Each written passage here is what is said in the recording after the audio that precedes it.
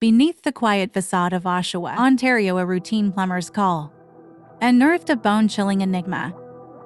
Communications: I'm a plumber and we're on site for a job. We've been pulling back flesh like stuffed meat. The words, innocently spoken, set off a chain reaction of dread. What started as a simple drain-clearing job soon spiraled into a dark and gripping mystery, captivating the entire town in its sinister embrace. As the details emerged, a bizarre reality unfolded. Perverted acts ending the lives of two innocent teenagers, Rohi Hache and Candace Fitzpatrick. This is the story of Rohi Hache. On July 9, 1999, a spark ignited in the small suburb of Oshawa, Ontario, as Rohi Hache entered the world. She danced through life along the shores of Ontario, where the waves echoed her vibrant spirit. She had a knack for rap beats, loved assisting the elderly, and embracing furry friends. Rohi's generosity was a legend. She was known for happily sharing her lunch with her friends in school in the cadet uniform. Rohi shone even brighter, receiving the Cadet of the Year title not once, but twice, proving that intelligence and charisma were woven into her very fabric. However, a puzzling shift emerged after her consecutive victories as Cadet of the Year. The once promising path veered into darkness. Everything was smooth until Rohi's first week of high school, marking an unfortunate descent into the wrong crowd. Rohi's life took a dark turn when someone offered her meth, starting a rough journey. Addiction took hold quickly, and shame became her constant companion. Born into a biker legacy, Rohi's family background started taking a toll on her personality. Her grandfather founded the notorious Satan's Choice Motorcycle Club, and an uncle was actively involved in the Hells Angels. But Rohi's story took a surprising turn, a testament to the strength she found in her support system, her family. With their help, she bravely fought her demons, emerging victorious in her battle for sobriety. 6 months of hard-fought clean living followed, backed by a supportive guidance counselor, a steady job, a return to education, a loving boyfriend, and the pride of renting her own place. At the age of 17, Rohi was on a roll. Her life back on track, however, tragedy struck in August 2017 when Rohi found herself in the hospital, nursing injuries sustained from an accidental house fire. It was during this vulnerable time that Rohi mysteriously vanished from the waiting room. As days rolled by, Rohi's absence started drawing attention, leading to a full-blown alarm being raised by her family and community. 2 days after the discovery of a torso in Oshawa Harbor, questions emerged about Rohi's possible pregnancy. However, it was too early to distinguish any signs from the torso. 2 agonizing months passed before Rohi's family provided her DNA for comparison, confirming on November 10, 2017 that the torso belonged to Rohi Hache.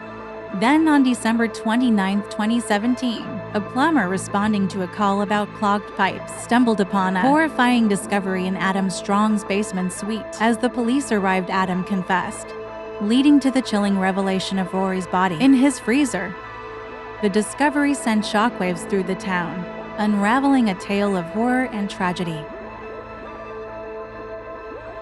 In a chilling twist of events, the investigation into Rohi's tragic demise uncovered a macabre scene that defied all logic. Rohi's blood-soaked shoes were found stuffed in a plastic bag, while bloodstains painted every inch of Adam's suite, from floor to ceiling. A harrowing dive into his online history revealed a disturbing fascination with gore sites depicting death and dismemberment. Even more shockingly, an undetonated pipe bomb was discovered, hinting at Adam's sinister intentions.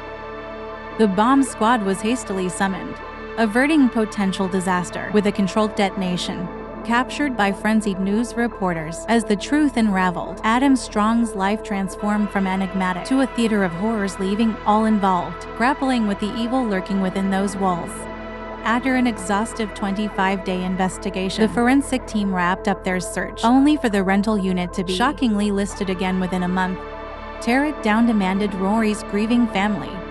Standing in front of the house on Macmillan Drive, for them this building was a haunting reminder of their daughter's gruesome fate, representing anguish and nightmares they couldn't escape.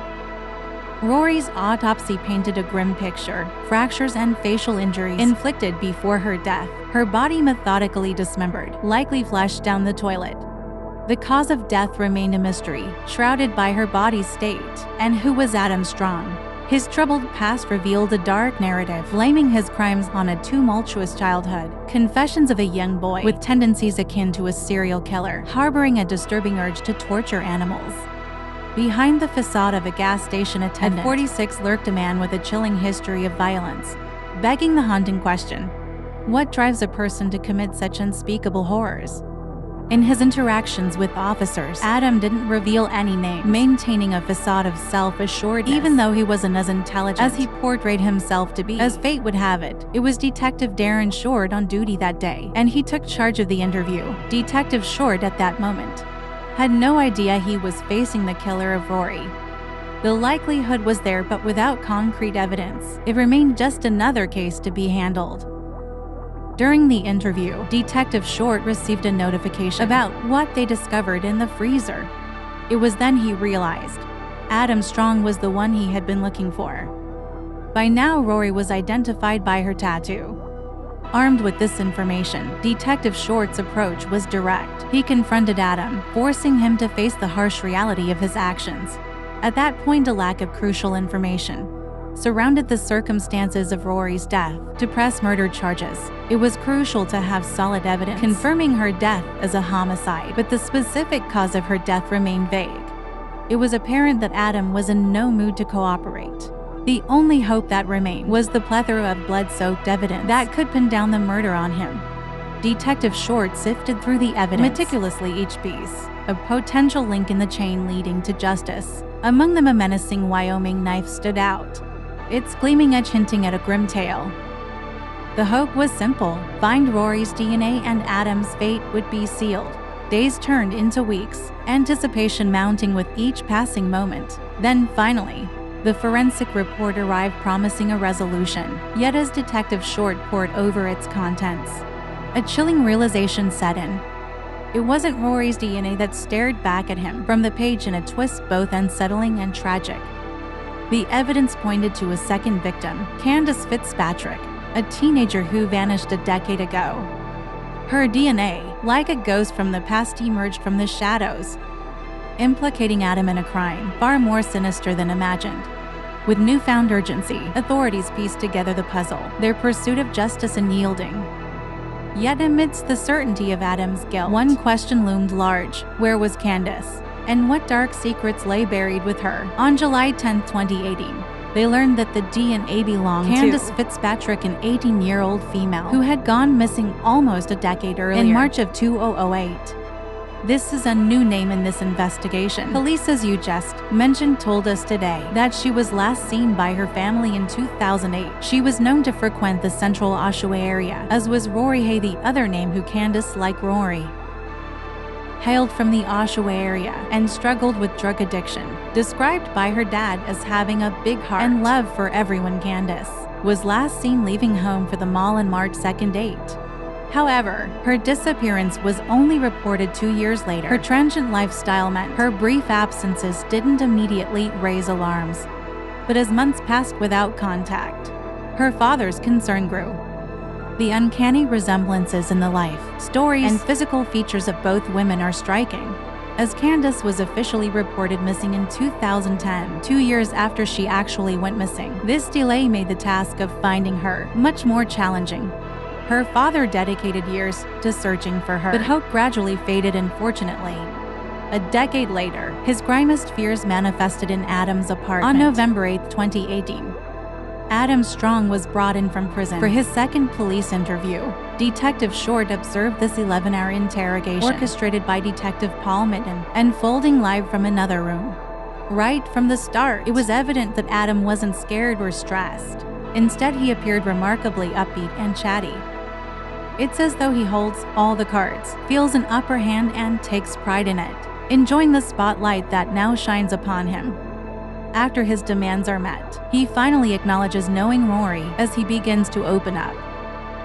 There's an obvious caution in his admissions, a careful dance between revealing certain details and withholding others. It's a calculated approach, as if he's strategically navigating the narrative to suit his own motives. Detective Paul Mitten tirelessly probed for answers, working to piece together the timeline from the discovery of Rory's torso on September 11th to the crucial call from the plumber in late December.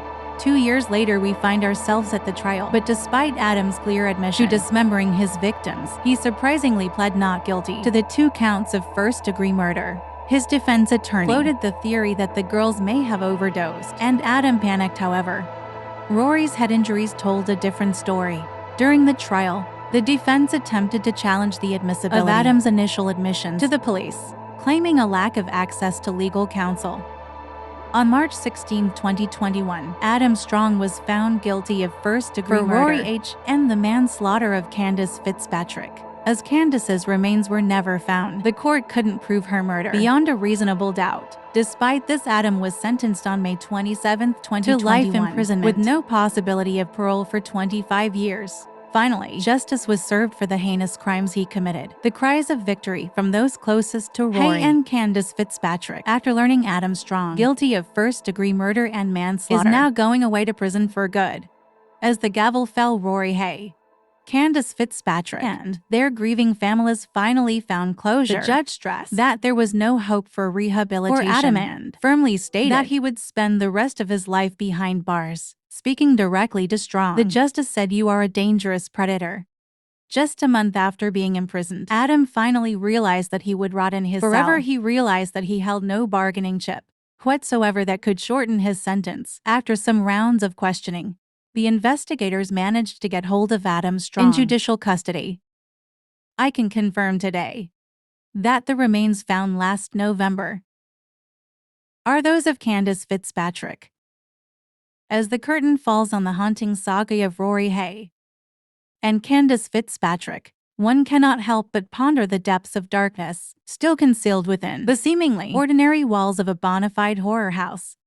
Chilling questions still unanswered. Were there more victims whose stories may never surface? What if the plumber was never called? Why did he skin his victims? The mysteries persist, the untold stories that may forever remain in the shadows. Join us by subscribing to True Crime Stories, where we give voice to yesterday's victims, paving the way to shield the victims of tomorrow. Together, let's turn the echoes of tragedy into a resounding call for awareness and change.